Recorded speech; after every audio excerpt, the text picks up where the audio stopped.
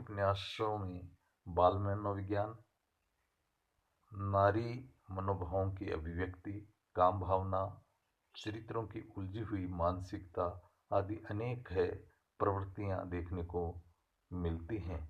इन्हीं प्रवृत्तियों के समान एक और है गंभीर प्रवृत्ति है जिसे हम दाम्पत्य संबंधों में आई दरार के कारण तलाक जैसी स्थिति के रूप में समझ सकते हैं।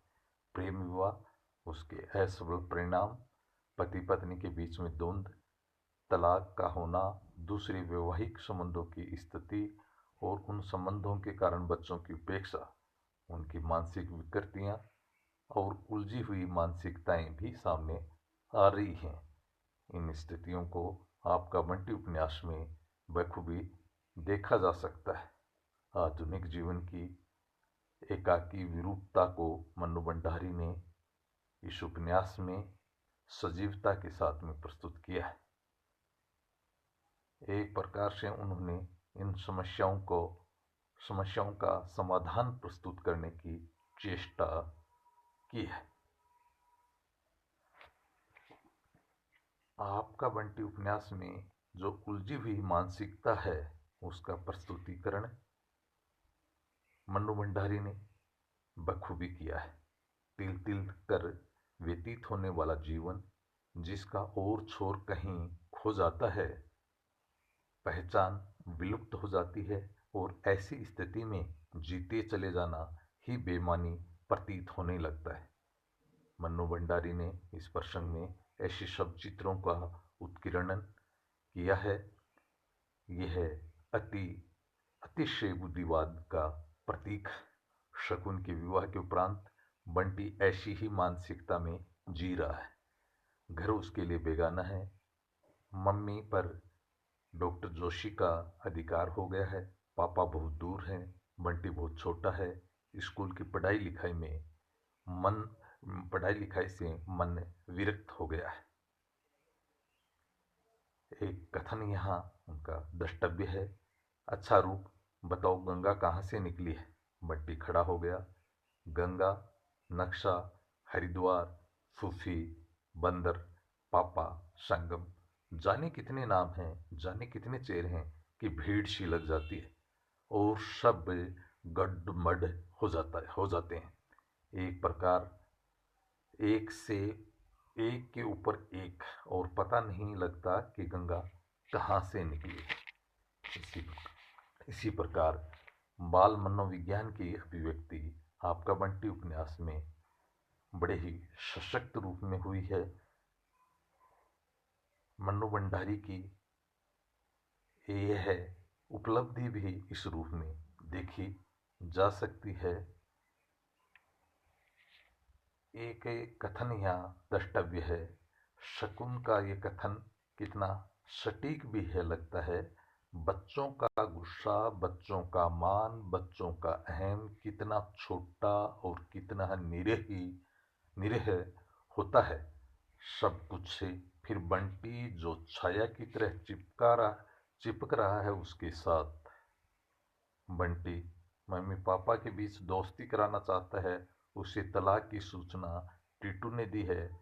दोस्ती कैसे होगी विचार करता है और कल टीटू से ही पूछेगा। टीटू अगर तलाक की बात जानता है तो तलाक की दोस्ती की बात भी जरूर जानता होगा। बंटी छोटा है, अवस्था से अधिक ज्ञान है। आज ही उसका नवीन सत्र प्रारंभ हुआ है। खाना खाते हुए फूफी को उपदेश देता है, तुम कहती थी ना न फूफी कि रात दिन भगवान करते हैं, पानी भगवान बरसाता है। सब झूठ। जनरल साइंस की किताब में सारी सही बात लिखी हुई है। अभी पढ़ी नहीं है, जब पढ़ लूंगा तो सब तुम्हें बताऊंगा। उपन्यास की कथा वस्तु का सृजन करते समय मन्नू भंडारी ने अपने विलक्षण सृजनात्मक व्यक्तित्व का परिचय दिया है। बंटी की अवस्था अनुरूप चिंतन करते हुए प्रौढ़ चिंतन में उसकी परिणति देखने को मिलती है। लेखिका ने बाल मनोविज्ञान की सफल ज्ञात्री के रूप में अपना परिचय प्रस्तुत किया है। नारी मनोभावों की अभिव्यक्ति भी इस उपन्यास की एक प्रमुख प्रवृत्ति है, उभरकर सामने आई है। आज की नारी बदलते परिवेश के कारण अपने को पूर्वापेक्षा अधिक स्वतंत्र, अधिक स्वाभिमानी और अपने अनुसार जीने की कामना लिए हुए है। फैशन प्रस्ती और आधुनिकता की जकड़ ने आधुनिक नारी की मनोवृत्तियों को और अधिक उभार दिया है। आपका बंटी उपन्यास में प्रमुख नारी पात्र के रूप में शकुन को लिया जा सकता है। पति पत्नी के बीच जो संबंध विच्छेद की स्थिति उत्पन्न होती है, उसके मूल में शकुन की धारणाएं हैं। वास्तव में वह अपने को पराजित अनुभव करती है। उसे अपने पराजय का गहरा दुख भी है। ध्यान से देखें तो पता चलता है कि शकुन को यह दुख नहीं है कि वह अजय से सब कुछ प्राप्त क्यों नहीं कर सकी जो कि उसका प्राप्य था। इसके विपरीत दुख इस बात का है कि उसे जो कुछ प्राप्त होना चाहिए वह सब कुछ अन्य किसी को कैसे प्राप्त हो सकता है। अजय की मित्रता किसी और नारी से देखकर उसे यह लगता है कि वह नारी सभी कुछ प्राप्त कर रही है जो मेरा प्राप्य था, इसलिए वह अपना प्राप्य पाने की धुन में अजय को दुख पहुंचाना चाहती है। स्वयं पराजित होने की अपेक्षा अजय को पराजित करना चाहती है। उसकी मनोभावना में यह भाव बहुत गहराई तक व्याप्त है कि अनेक प्रयत्न पर भी वह अपने पति अजय को क्यों नहीं पराजित कर पा रही है। इसी दुख के तहत वह भी अनेक भावनाओं से गुजरती है। उसके सभी मनोभाव इस उपन्यास में बखूबी अभिव्यक्त हुए हैं। कहने का अभिप्राय यह है कि उपन्यास लेखिका ने नारी मन के अंतस में छिपे मनोभावों को न केवल मनोवैज्ञानिकता के साथ अपितु व्यवहारिक धरातल पर भी चित्रित करने का सजग प्रयास किया है। आज की नारी में अपने ही पति से, या यूं कहें कि अपने ही अंतरंग से आगे बढ़ने की लालसा है। उसे पराजित करने का जो भाव है वह हमें शकुन में भी दिखाई देता है। काम भावना की अभिव्यक्ति भी है इस उपन्यास में देखने को मिलती है। आधुनिक साहित्यकार सामान्यतः जीवन की सहजता का विश्वासी है। समाज में जो कुछ भी घटित हो रहा है उसे देखता है, भोगता है, फिर भी उसके मन में किसी कोने में सहज जीवन जीने की भावना बराबर बनी रहती है।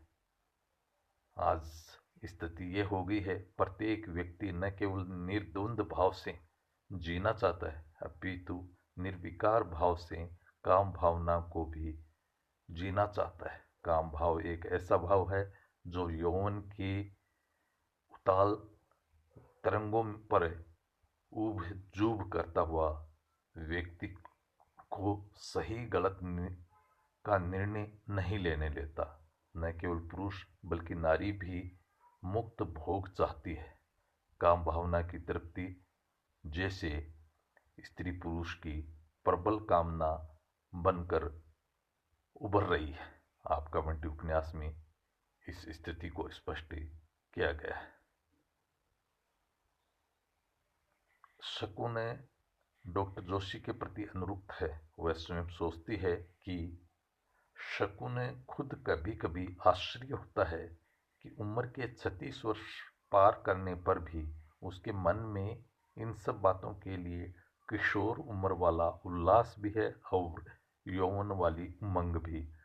डॉक्टर का साथ होते ही उसके मन में एकांत की इच्छा होने लगती है और एकांत प्राप्त होते ही काम भावना उभर कर सामने आने लगती है। यही काम भावना जो एक ओर अजय को पराजित करने में लगी हुई है और दूसरी ओर अपने प्राप्य को पाने की धुन में शकुन डॉक्टर जोशी के प्रति आकर्षित चली हो जाती है। दोनों में प्रेम विवाह तीव्र गति से दौड़ने लगता है।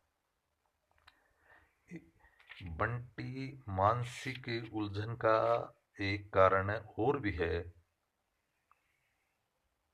उसे यह लगता है कि मम्मी पर अब डॉक्टर जोशी का अधिकार हो गया और उसके पापा अजय बत्रा दूर है, वह स्वयं बहुत छोटा है। ये सारी स्थितियां भी उनकी मानसिक उलझन को बढ़ा देती है। परिणाम स्वरूप उसकी उलझन तो नहीं सुलझ पाती, वह नित्य प्रति किसी न किसी नए है प्रसंग में बढ़ती जाती। इसी मानसिक उलझन के कारण बंटी यह अनुभव करता है कि अभी वह बहुत छोटा है, उसे पढ़ाई लिखाई भी करनी है और कुछ बनना है, किंतु उलझन इतनी बढ़ जाती है कि स्कूल की पढ़ाई लिखाई से उनका मन विरक्त हो जाता है।